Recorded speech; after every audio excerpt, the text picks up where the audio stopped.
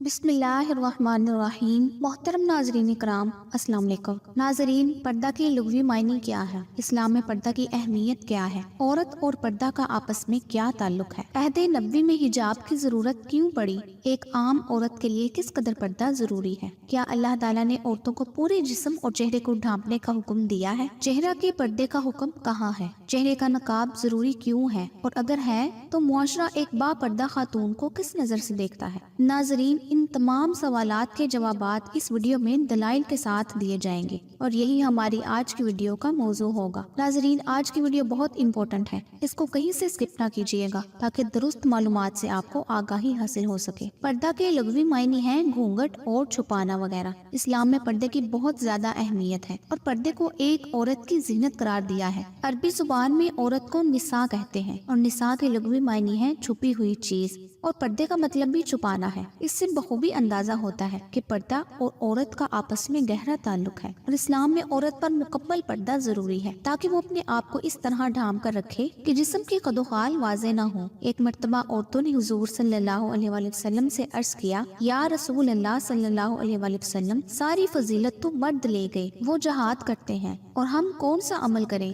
کہ مجاہدین کے برابر ثواب حاصل کر سکے؟ آپ صلی اللہ علیہ وآلہ وسلم نے جواب دیا، تم میں سے جو گھر بیٹھے گی وہ مجاہدین کے عمل کو پا لے گی۔ اس پر میں ان عورتوں کے بارے میں یہ بات کرنا چاہوں گی جو یہ سوچ رکھتی ہیں کہ انسان کا دل صاف ہونا چاہیے، پردہ کوئی اہمیت نہیں رکھتا، دل صاف ہو اور پردہ نہ ہو تو بھی انسان گناہ سے پاک رہ سکتا ہے۔ جو عورتیں یہ سوچ رکھتی ہیں انہیں میں یہ بتانا چاہوں گی کہ اسلام میں پردہ لازم و ملزوم ہے۔ اس کی مثال میں یوں دینا چاہوں گی کہ جیسے نماز تمام مسلمانوں پر فرض ہے اور اس کے فرض ہونے کا کوئی انسان اپنی رائے کی بنا پر انکار نہیں کر سکتا، اسی طرح پردہ بھی مسلمان عورتوں پر لازم و ملزوم ہے جس کا اپنی رائے کی بنا پر انکار نہیں کیا جا سکتا۔ جب عہد نبوی صلی اللہ علیہ وآلہ وسلم میں حجاب کی ضرورت پڑی تو اس کی وجہ یہ تھی کہ کچھ اوباش لڑکے خواتین کو گزرتے ہوئے تنگ کیا کرتے تھے۔ مدینہ منورہ کے صحابہ کرام حضور صلی اللہ علیہ وآلہ وسلم کی خدمت میں حاضر ہوئے اور کہا، یا رسول اللہ صلی اللہ علیہ وآلہ وسلم، ہماری ازواج کو مدینہ منورہ کے اوباش لڑکے پریشان کرتے ہیں، اور وہ یہودی لڑکے یہ کہتے ہیں کہ ہمیں پہچان نہیں ہوتی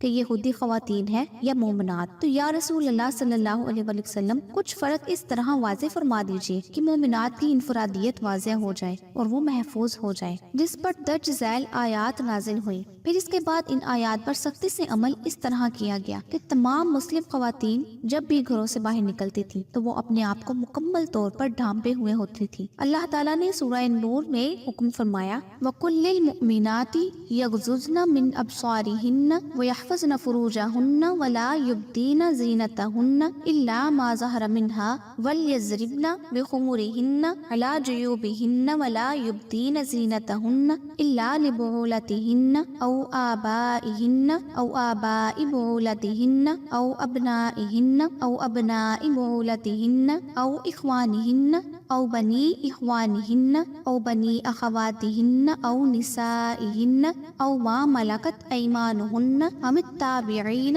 غَيْرِ أُولِي الْإِرْبَةِ مِنَ الرِّجَالِ أَوِ الطِّفْلِ الَّذِينَ لَمْ يَظْهَرُوا عَلَى عَوْرَاتِ النِّسَاءِ وَلَا يَضْرِبْنَ بِأَرْجُلِهِنَّ لِيُعْلَمَ مَا يُخْفِينَ مِنْ زِينَتِهِنَّ وَتُوبُوا إِلَى اللَّهِ جَمِيعًا أَيُّهَا الْمُؤْمِنُونَ لَعَلَّكُمْ تُفْلِحُونَ، جس کا ترجمہ یہ ہے، اور آپ مومن عورتوں سے فرما دیں کہ وہ بھی اپنی نگاہیں نیچی رکھا کریں اور اپنی شرمگاہوں کی حفاظت کیا کریں اور اپنی آرائش و زیبائش کو ظاہر نہ کیا کریں سوائے اسی حصہ کے جو اس میں سے خود ظاہر ہوتا ہے، اور وہ اپنے سروں پر اوڑھے ہوئے دوپٹے اور چادریں اپنے گریبانوں اور سینوں پر بھی ڈالے رہا کریں، اور وہ اپنے بناؤ سنگار کو کسی پر ظاہر نہ کیا کریں سوائے اپنے شوہروں کے یا اپنے باپ دادا یا اپنے شوہروں کے باپ دادا کے یا اپنے بیٹوں یا اپنے شوہروں کے بیٹوں کے یا اپنے بھائیوں یا اپنے بھانجوں کے یا اپنی ہم مذہب مسلمان عورتوں یا اپنی مملوکہ باندیوں کے یا مردوں میں سے وہ خدمتگار جو خواہش و شہوت سے خالی ہوں یا وہ بچے